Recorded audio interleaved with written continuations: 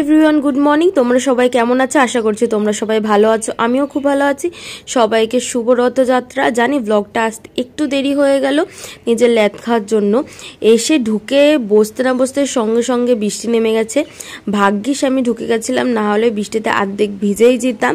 তারপরে কি করবে, একটুখানি টিভি চালালাম। টিভি চাই বসতে না বসতে ওদিকে দেখি দিদা পুজো করতে বসে গেছে।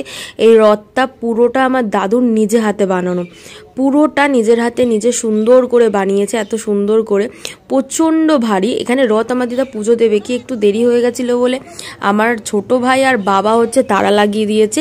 তো যাই হোক, তারপর সেটাকে নিয়ে আমরা বেরিয়ে পড়লাম। ও একাই টানবে, কাউকে টানতে দেবে না। আর রথ যে দেখছে সবাই একটুখানি পুজো দিয়ে দিচ্ছে আর টানছে, সবাই পয়সা দিচ্ছে।